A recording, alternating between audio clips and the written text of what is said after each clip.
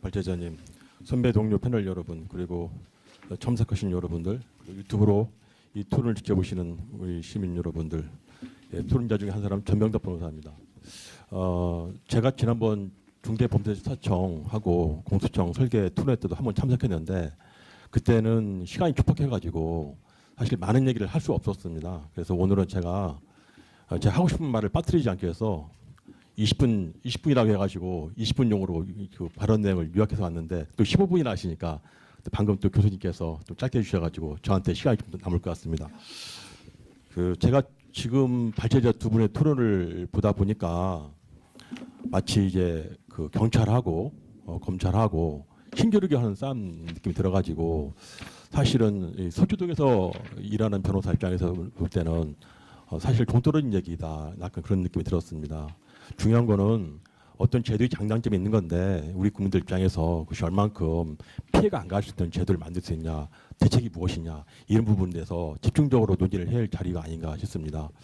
제가 이제 간단하게 제 소개를 드리면은 저는 서초동에서 로펌에서 근무하는 변호사입니다.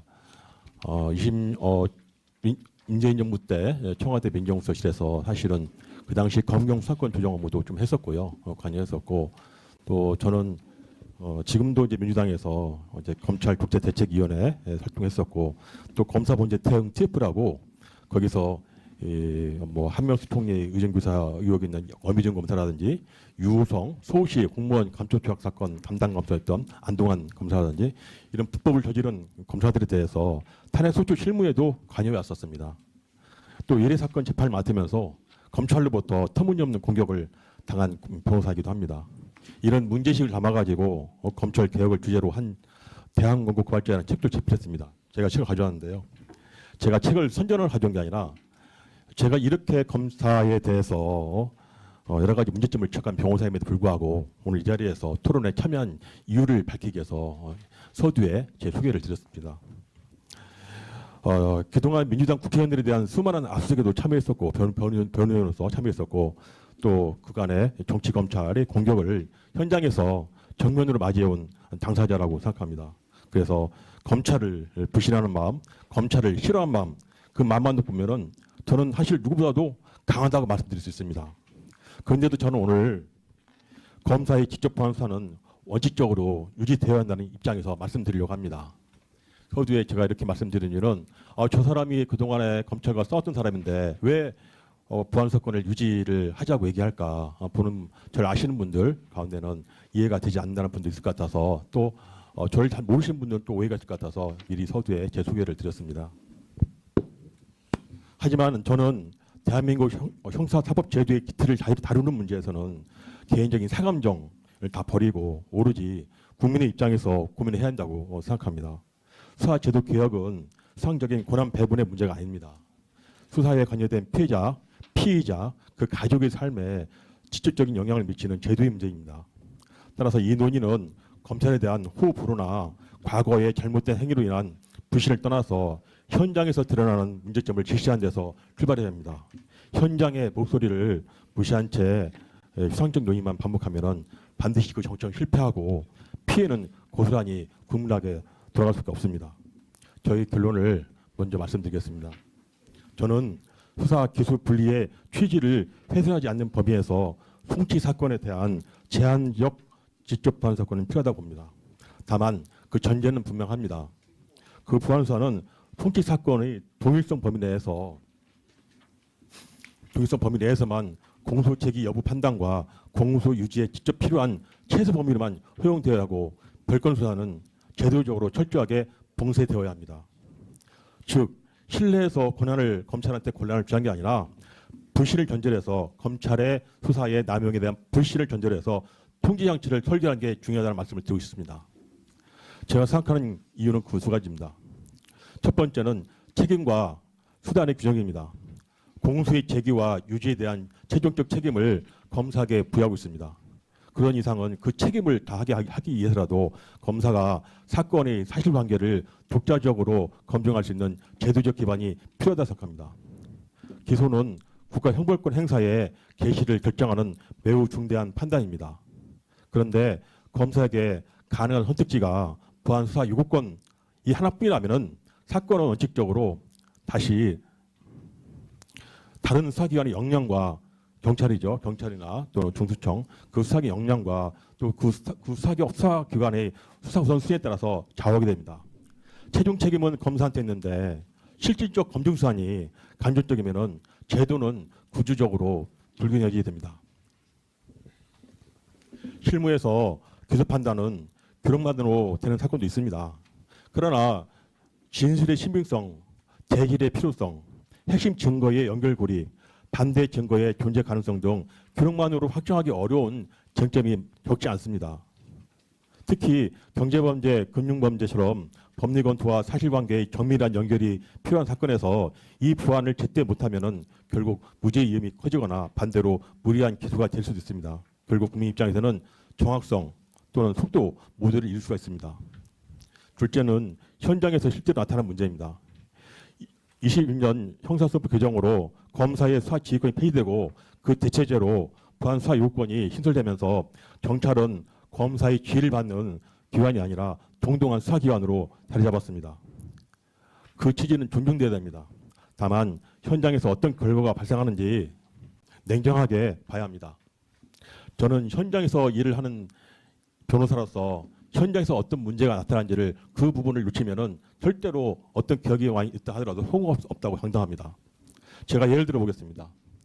고소장을 접수했고 상당 시간이 흘러서 경찰이 혐의 없음 불송치 결정을 합니다. 고소인은 당연히 동의할 수 없어가지고 이의 신청합니다. 고소인이 이의 신청하면은 검사가 검토해서 이 신청을 받아들이고 경찰에 부안 수사를 요구한다고 가정해 봅시다. 문제는 그 다음입니다. 부안수사 요구가 한 번으로 끝나면 다행입니다. 근데 실무에서는 부안수사 요구, 경찰이 부안수사 이행, 보통 3개월이죠. 3개월인데 검사에게 다시 회신, 그리고 검사가 다시 재검토해서 검사한테 다시 검사가 다시 경찰한테 부안수사 추가 요구, 이렇게 반복된 구조가 발생할 수 있습니다. 그 과정에서 책임은 분산되고 수사 지연이 발생할 수 있습니다. 3개월 검사가 경찰한테 3개월간 수사 보완 요구를 했는데 3개월 이내에 끝난 경우도 흔치 않고, 만약에 다시 보완서 했는데 그 이행을 보고 검사가 다시 재차 보완서를 다시 한번 요구했다 하면은 두 번만에 6개월입니다. 또 그 과정에 검토한 시간도 있습니다.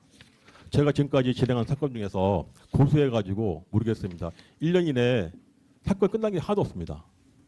예전에는 방금 우리 변호사님 경제기 변호사 말씀한 것처럼 고소하면은 보통 4개월, 6개월이면 끝났습니다. 기소 여부가. 근데 요즘에는 그런 게 없는 것 같습니다. 실제 경험을 말씀드리겠습니다. 제가 진행한 사건 중에 장기 전세 입주권을 주겠다고 속여서 편취한 사기 사건이 있습니다. 의뢰인 피해자분은 경제적으로 아주 어려운 분이었고 안정적 주거에 대한 희망으로 자신의 전 재산을 투자했습니다. 근데 이 사건이 고소장 접수 후에 기소될 때까지 걸린 시간이 894일 걸렸습니다. 2년 5개월입니다. 22년 7월 14일 날 고소장 접수했는데 24년도 12월 24일 기소됐습니다. 도저히 상상하기 어려운 시간입니다. 이거는 단순하게 행정 비율이 아니라 사건 당사자의 삶을 파괴하는 시간입니다. 전 재산이 1억밖에 안 되는 사람이 피해를 입고 고소했는데 그 사건이 2년 5개월 동안에 기소되었다. 그럼 그 사람은 그동안에 얼마나 경제적인 어려움을 겪었겠습니까? 그런데 이런 현실을 모른 채 하면서 무조건 보안수사 요구가 필요하다고 주장하시는 것은 정말 국민들에 대한 책임이 없는 행위라고 생각합니다. 그분이 저한테 사건 진행상 물어볼 때마다 수사기관에 전화해서 확인을 해보면 검사실에서는 경찰에 보안수사 요구했다고 하고 경찰은 보안수사 하고 있다고 합니다. 근데 3개월 일이 지켜지지 않는 것 같습니다. 한참 뒤에 다시 전화해서 물어보면 보안수사에서 올렸다고 얘기합니다. 다시 검사실한테 다시 전화하면 다시 보안수사 요구했다고 합니다. 그런데 문제는 2년 5개월 동안에 그 사이에 검사가 바뀌고 사건번호 바뀌어버렸습니다. 나중에는 담당 수사관조차도 어느 검사실에 있는지 파악이 안 되는 좀 황당한 경우까지 했습니다. 피해자한테 1억 2천만 원은 전 재산이고 유일한 재산인데 그 유일한 희망을 2년 5개월까지 걸린 것이 사입니다.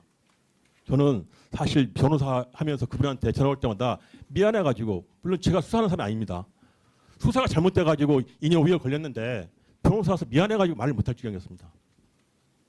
이게 좀 극단적인 케이스이긴 한데 현실입니다. 이 현실을 모르시고 어떻게 수사 지연의 문제를 간과하고 수상적 논의를 할 수 있겠습니까? 저는 그래서 여기서 분명히 말씀드리고 있습니다. 정치 검찰이 폐해가 심했고 그래서 전 국민이 검찰을 불신합니다. 대한민국 국민 중에서 검찰을 불신하지 않는 사람이 많지 않습니다. 저 또한 마찬가지고요. 하지만 지금 우리가 지금 설계하는 형사사법제도는 정치 사건을 대상으로 하지 않습니다. 정치 사건은 전체 사건 중에서 5%, 1%도 안 될 것입니다. 대부분은 사기죄, 횡령죄, 이런 재산범죄, 문서주, 상문서주죄, 상해죄, 성범죄, 그리고 최근 급증하고 있는 코인사기, 금융사기 같은 민생범죄입니다. 일반 국민 입장에서 볼 때 일반 국민의 사건에서 수사 지연과 수사의 품질이 무너지는 구조를 외면해서는 안 된다고 생각합니다. 그래서 저는 이렇게 말하고 있습니다. 보안수사 요구로 인한 수사 지연 문제를 해결하고 경찰의 수사 품질과 부족한 수사 능력 문제에 대해서 실효적인 대안을 제시할 수만 있다면 저도 역시 마찬가지로 보안수사를 굳이 검찰에게 줄 이유가 없다고 생각합니다. 그런데 지금 논의되는 그 대안이 정말로 충분히 제시되고 있는지 상당히 의문입니다.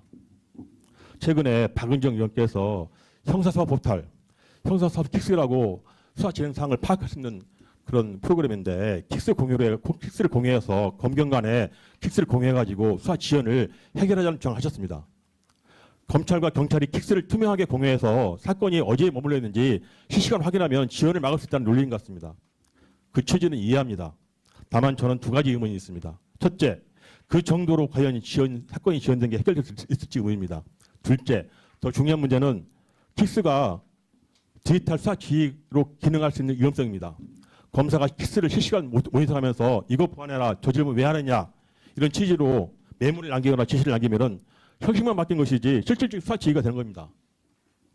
이는 우리가 지금 추구하는 수사권 분리 취지에 어긋날 가능성이 큽니다.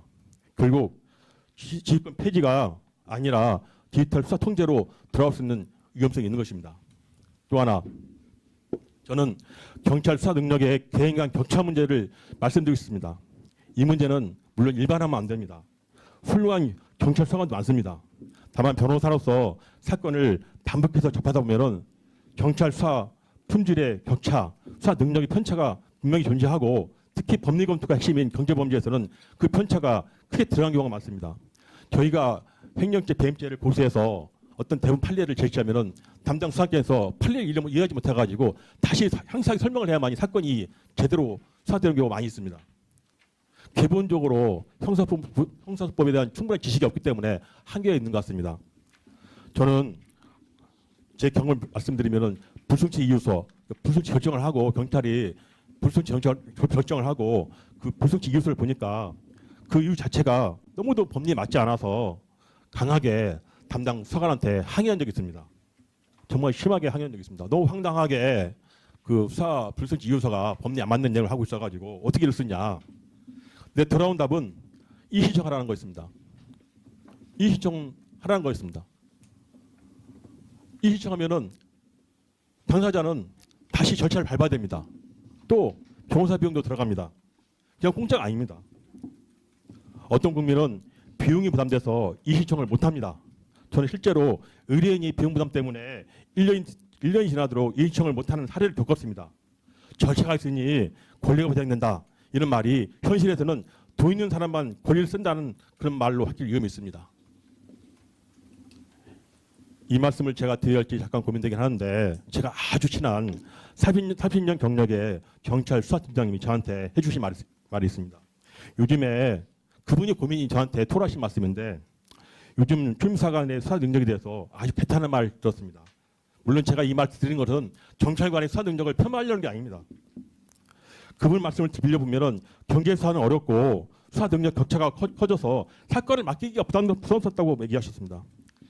이것이 전부라고 말할 수 없지만은 현장에서 체감되는 수사 품질 저하 문제를 우리 제도 설계에서 반드시 고려하지 않을 수 없는 부분입니다.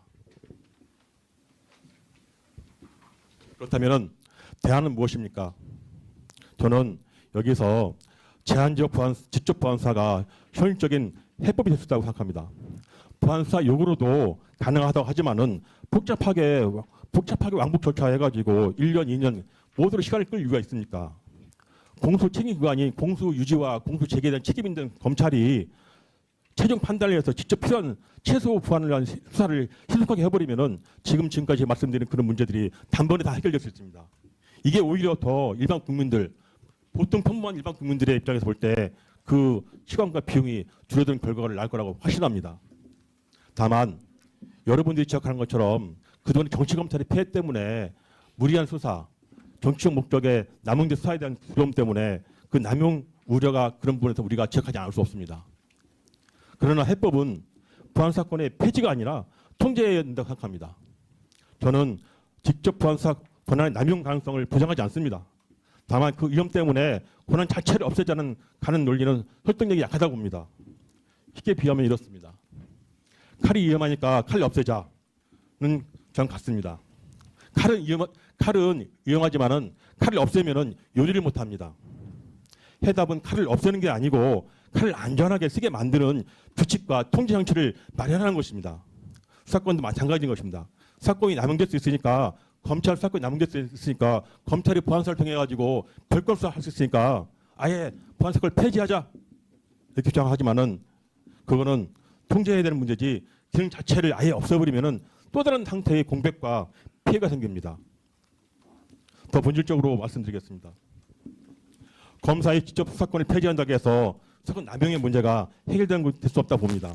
수사권은 어딘가는 반드시 존재하는 것이 존재하고 한쪽으로 집중될수록 그 남용 위협은 커질 수밖에 없습니다. 남용의 주체가 검찰에서 경찰로 유전될 뿐인 것입니다.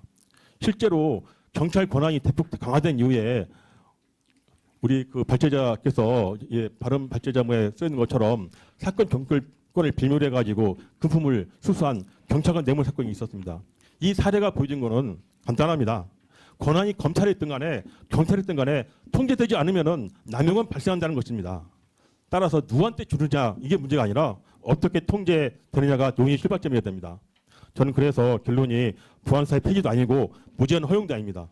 부안사는 일정 부분 필요하지만은 그 필요성이 남용으로 이어지지 못하도록 하는 제도적 통제 장치를 병행하는 것이 매우 중요합니다. 한마디로 철저한 봉쇄와 통제라고 말씀드립니다. 오늘 이 자리는 단순하게 부안사건을 인정하냐 마냐에 떠나서 어떻게 하면 검사의 부안사건 남용에 대해서 그거를 통제할 수 있는가 이 점에 집중적인 논의가 될 자리가 아니었을까 생각합니다. 첫째, 시간이 없어가지고 간단하게 설명드리겠습니다. 범위의 봉쇄입니다. 직접 부안수사는 송치 사건의 동일성을 해하지 않는 범위, 즉 공소 판단에 직접 필요한 사항으로만 제한돼야 됩니다. 이를 빌미로 새로운 공소 사실을 범죄 사실을 파고들거나 제3자를 상대로 별도 수사를 하거나 송치 사건과 무관한 강제 수사를 하는 것은 구조적으로 차단되어야 합니다. 법으로 아예 금지시켜야 됩니다.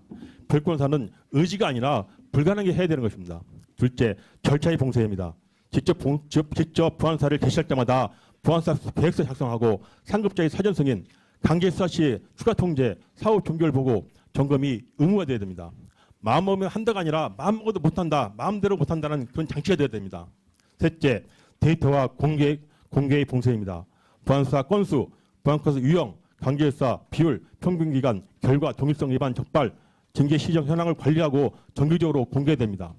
신뢰가 아니라 투명성과 감시로 통제됩니다. 넷째, 지연 구조를 봉쇄해야 됩니다. 부안사 요구가 반복되면서 그 회차가 누적되는 구조를 끊어야 됩니다. 일정 이상 횟수가 반복되면은 직접 부안사로 전환되도록 그런 규정 만들고 부안사 반복 요구의 사유와 쟁점 변동을 엄격하게 적시해서 그런 규정 만들고 전체 처리 기간을 관리하는 제도가 필요합니다. 국민이 체감하고 있는 이 사건 편법 현상을 구조적으로 못하게 만들어야 된답니다. 생각합니다. 마지막으로 정리하겠습니다. 저는 검찰을 좋아해서 이 말씀을 하는 것이 아닙니다. 저는 정치검찰의 폭주를 현장에서 맞서 써왔던 병사입니다. 그리고 피해도 많이 겪었습니다. 제 개인적으로 피해를 겪었습니다. 그러나 민생사건의 피해자, 그 가족들 입장에서 볼 때 지금 제도가 만들어내는 수사 지연과 책임 공백 문제, 수사 품질 문제, 편차 문제 이런 걸 외면할 수는 없다고 생각합니다. 따라서 저는 수사 기소 분리의 취지를 훼손하지 않는 범위에서 송치 사건에 대한 제한적 직접 보완 사건은 필요하다고 생각합니다. 대신 별건 수사를 제도적으로 봉쇄하고 절차, 통계, 감사, 제재 통제를 극대화해서 보안사 요건 반복으로 인한 지원구제를 끝낸 설계를 우리가 병행해야 한다고 반드시 저는 생각합니다. 이것이 제가 검찰 수사에 대한 불신을 전제로 하면서도 우리 국민들 입장에서 볼 때 선택할 수 있는 균형점이라고 생각합니다. 예, 정치인에서 고맙습니다.